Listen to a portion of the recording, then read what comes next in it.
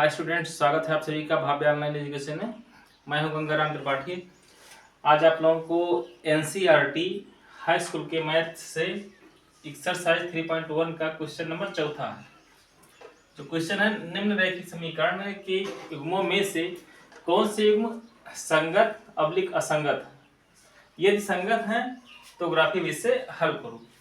इसमें हमको जो है 4 क्वेश्चन दिए गए हैं। पहला क्वेश्चन है x plus y is equal 5, 2x plus 2y is equal 10। दूसरा क्वेश्चन, तीसरा क्वेश्चन, चौथा क्वेश्चन। हमको ये पहले जांच करना है कि ये इन समीकरणों से अगर हम ग्राफ खींचते हैं तो ये संगत हैं अथवा असंगत है। संगत होने के लिए शर्त क्या है कि अगर उन दोनों समीकरणों से अगर हम ग्राफ खींचते हैं, अगर यदि ग्राफ खींचने पर दोनों रेखाएं एक दूसरे को प्रतिच्छेद करती हैं, मतलब काटती हैं, तो उनको हम कहेंगे कि संगत है। अगर यदि दोनों रेखाएं, दोनों समीकरणों के द्वारा खींची गई दोनों रेखाएं अगर यदि एक दूसरे के ऊपर है, एक रेखा दूसरी रेखा के ऊपर है, तो ऐसी रेखा को भी, ऐसे दोनों समीकरणों को भी हम यही बोलते हैं कि दोनों समीकरण एक दूसरे के संगत हैं। अगर यदि दोनों समीकरणों से खींची गई जो रेखाएं हैं वो एक दूसरे के अगर यदि समानांतर हैं, समानांतर का मतलब कि एक दूसरे को कहीं पर भी ना टच करें, तो उन दोनों समीकरणों को हम ये कहेंगे कि दोनों समीकरण असंगत हैं। अगर यदि रेखा एक बिंदु पर काटती है तो उसको हम कहेंगे कि उन दोनों समीकरणों का एक हल है। अगर यदि रेखा संपाती, मतलब एक रेखा के ऊपर दूसरी रेखा भी हमको मिलती है, तो ऐसे दोनों समीकरणों को हम कहेंगे कि उनके अनंत हल हैं, क्योंकि वो हर बिंदुओं पर एक दूसरे से मिलती हैं। अगर यदि तीसरी स्थिति हमारी जो है कि अगर ये रेखाएं आपस में समानांतर हैं तो उनका कोई हल नहीं होगा, क्योंकि वो रेखाएं एक दूसरे से कहीं पर भी नहीं मिलती हैं। अच्छा, इसके लिए ये कब होती हैं इसको भी जान लीजिए। देखिए, अगर यदि हम समीकरणों की अगर यदि हम तुलना करते हैं, अगर ये तुलना करने पर a1 upon a2 is not equal b1 upon b2 मिलता है, तब हमको ऐसी स्थिति मिलेगी कि मतलब दोनों समीकरणों से रेखा एक दूसरे को प्रतिच्छेद करेंगी। अगर यदि हमको मिलता है कि a1 upon a2 is equal b1 upon b2 is equal c1 upon c2, तब ऐसी दिशा में हमको ये प्राप्त होती, मतलब दोनों रेखाएं एक दूसरे के संपाती होंगी, एक दूसरे के ऊपर होंगी। अगर ये तीसरी स्थिति हमारी ये है कि अगर यदि a1 upon a2 is equal b1 upon b2 is not equal c1 upon c2, तो ऐसी स्थिति में दोनों रेखाएं क्या होती, एक दूसरे के समानांतर होती, मतलब उनका कोई हल नहीं होता है। तो चलिए हम इन्हीं आधार पर हम इन समीकरणों को पहले चेक करते हैं कि कौन संगत है अथवा कौन असंगत है। चलिए, पहले वाले समीकरण का ax प्लस by और plus c is equal c से अगर यदि हम तुलना करते हैं तो हमको मिलता क्या है कि a बराबर 1 हो जाएगा, b बराबर 1 हो जाएगा और c बराबर 5 हो जाएगा। क्योंकि x के गुणांक को हम a कहते हैं, y के गुणांक को हम b कहते हैं, तो x इस वाले समीकरण 1 में, ये समीकरण 1 है, समीकरण 2 है, इसमें x से किसी भी अंक का मल्टीप्लाई नहीं है, तो इसका मतलब हम मान लेंगे 1 है। इसमें भी किसी अंक से गुणा नहीं है, तो इसको भी हम मान लेंगे 1 है। यहाँ पर 5 मान लिए। a1, चूंकि ये समीकरण 1 है तो इसको हम a1 मानेंगे, इसको b1, इसको c1। ऐसे समीकरण 2 से हम a2 इज इक्वल 2 लिखेंगे, b2 इज इक्वल भी 2 लिखेंगे और c2 इज इक्वल 10 लिखेंगे।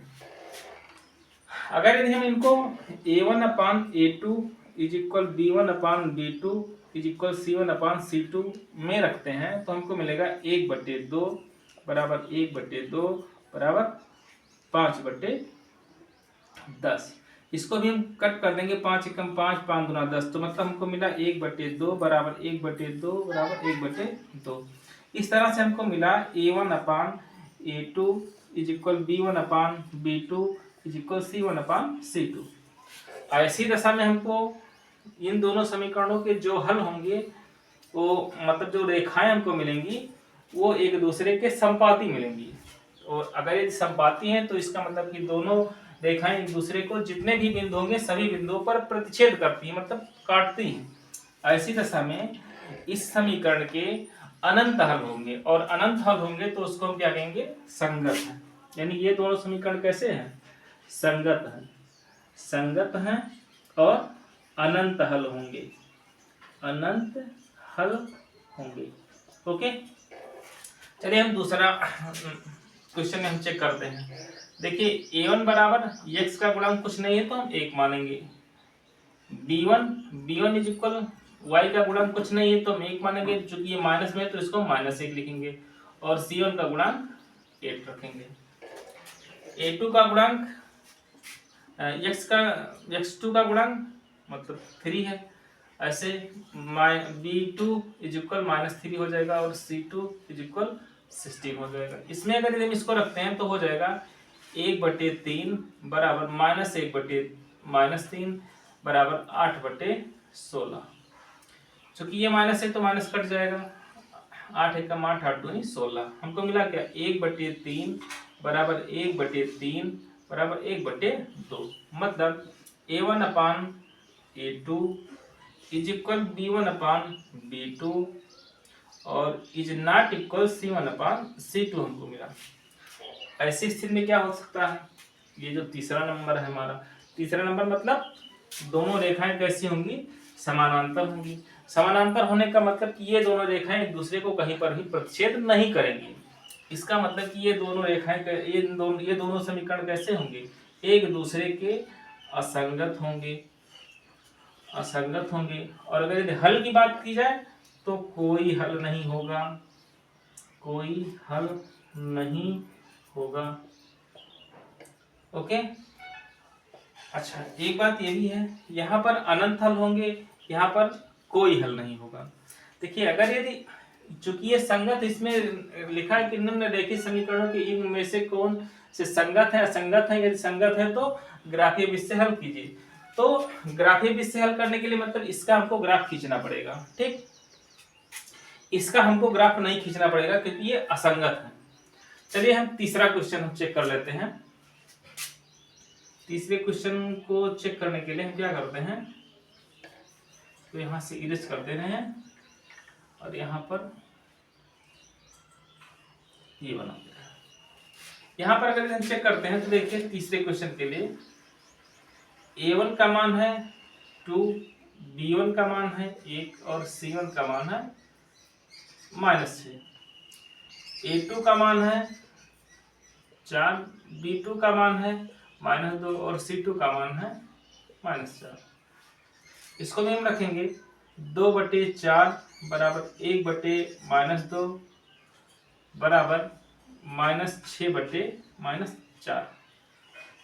2 एकम 2, 2 दूना 4, ये भी माइनस से कट जाएगा। 2 तिया 6, 2 दूना 4, 1/2 इज 1/-2 इज इक्वल 3/2। हम देख रहे हैं ये प्लस में ये माइनस में, मतलब ये दोनों इक्वल नहीं है। यानी a1 upon a2 is not equal b1 upon b2 is not equal c1 upon c2। तो a1 upon a2 is not equal b1 upon b2 है, तो इसका मतलब ये एक दूसरे को प्रतिच्छेद करेगा, मतलब इसका कोई एक हल होगा। मतलब ये कैसा होगा, संगत होगा, संगत है। ओके, चलिए चौथा भी समीकरण हम चेक कर लेते हैं, फिर उसके बाद हम ग्राफ खींचने के लिए आपको बताते हैं। अगर यदि हम इस समीकरण की बात करें तो यहाँ पर a1 का मान हो जाएगा 2, a2 का मान हो जाएगा -2, b1 का मान, और c1 का मान हो जाएगा -2। ऐसे a2 का मान हो जाएगा 4, b2 का मान हो जाएगा -4 और c2 का मान हो जाएगा -5। इसको अगर हम रखते हैं तो 2/4 बराबर -2/-4 बराबर -2/-5। ये माइनस से माइनस कैंसिल हो जाएगा, 2 एकम 2, 2 दूना 4, 2 एकम 2, 2 दूना 4। यही माइनस से माइनस कैंसिल हो गया, हमको मिला 1/2 बराबर 1/2 बराबर 2/5।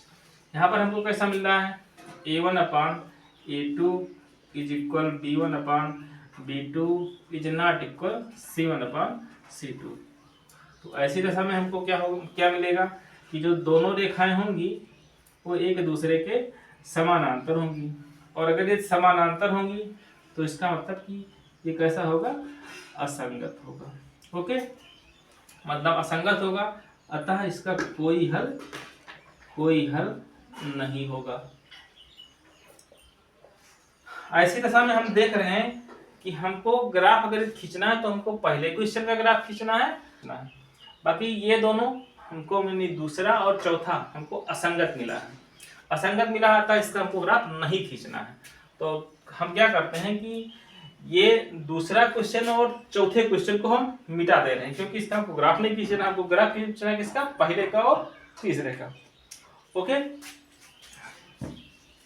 चलिए एक काम करिए, आप लोग स्क्रीनशॉट ले लीजिए। तो हम इन दोनों समीकरणों से क्या करते हैं, ग्राफ खींच लेते हैं। देखिए, अगर हम यहाँ से ग्राफ खींचने के लिए, जैसा कि हम पहले भी बता चुके हैं, हमको पहले क्या करना पड़ेगा, दोनों समीकरणों से हमको 2 सारणियाँ प्राप्त करनी होंगी।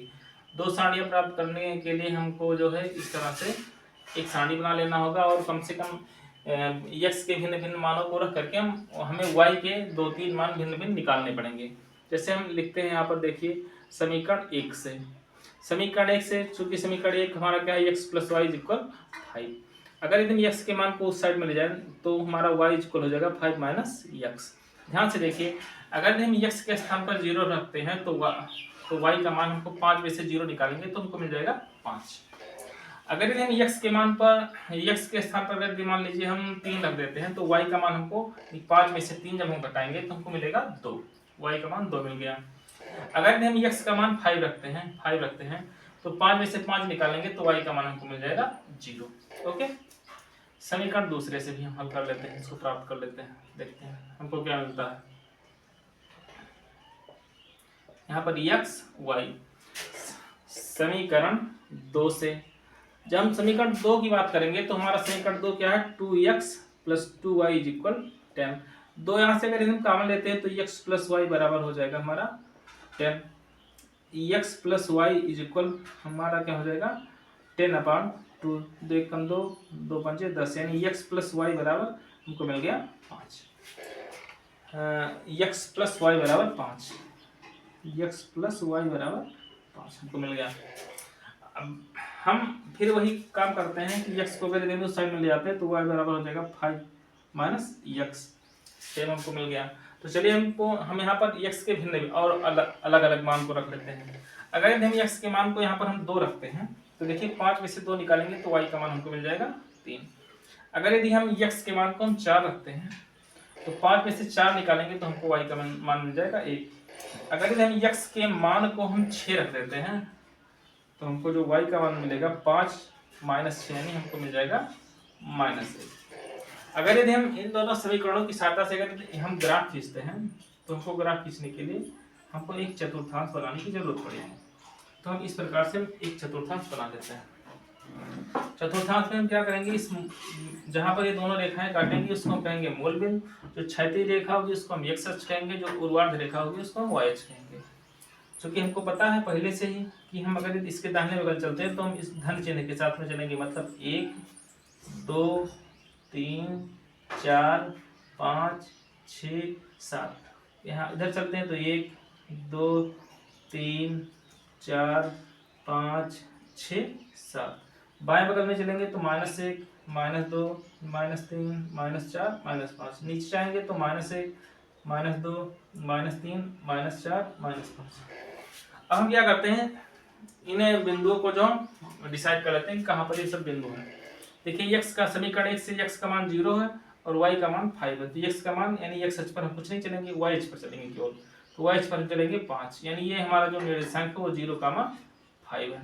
दूसरा कितना है, 3,2, x पर हम 3 चलेंगे, y पर चलेंगे 2।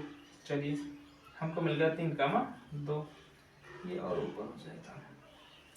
अगला हमारा क्या है, x पर हम चलेंगे 5 और y पर हम चलेंगे कुछ भी नहीं, y बराबर 0 यानी 5,0।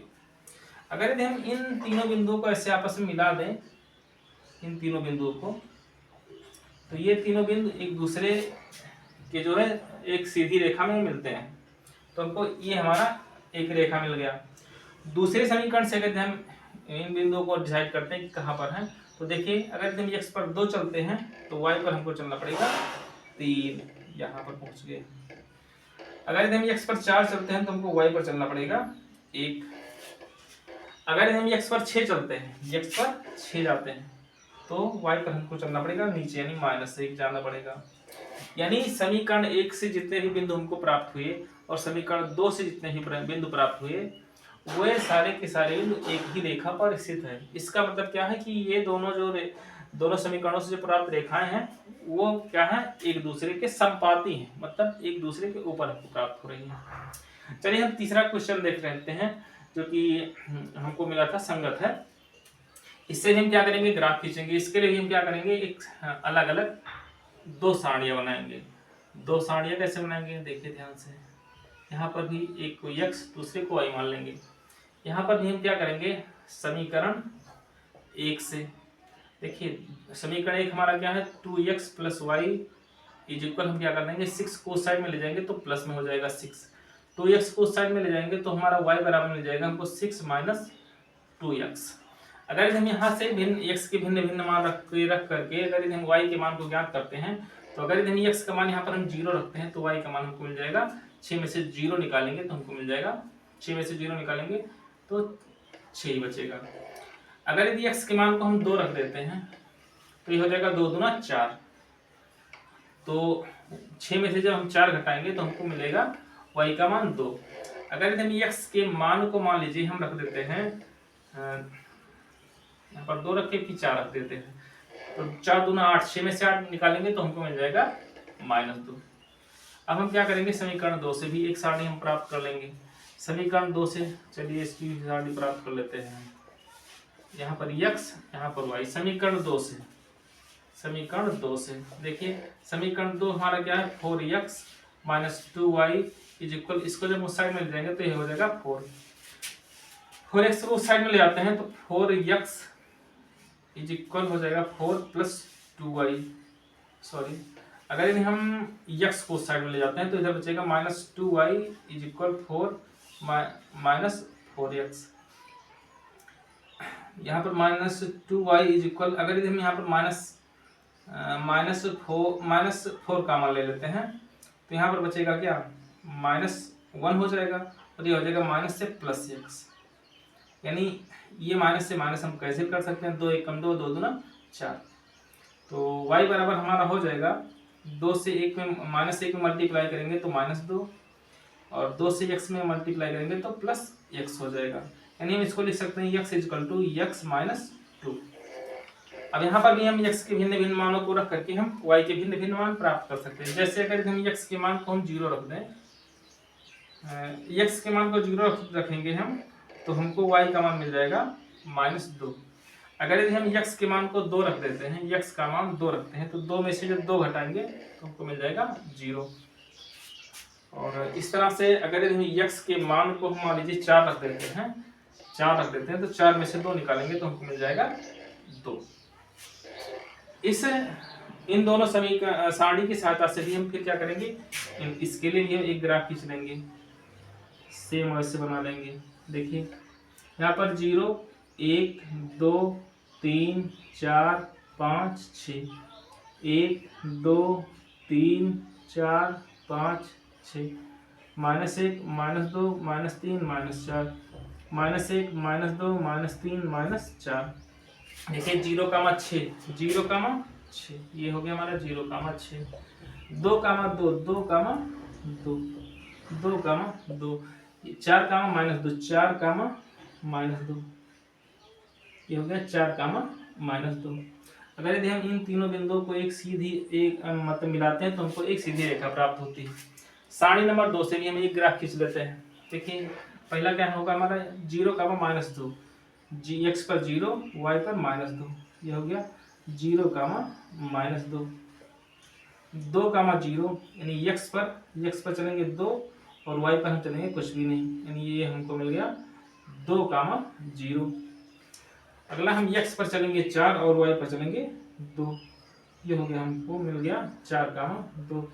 अगर यदि हम इन तीनों बिंदुओं को भी हम मिलाते हैं तो ये भी एक दूसरे को कहीं पर मतलब इन तीनों बिंदुओं को मिलाते हैं तो भी हमको यहाँ पर एक सीधी रेखा मिलती है।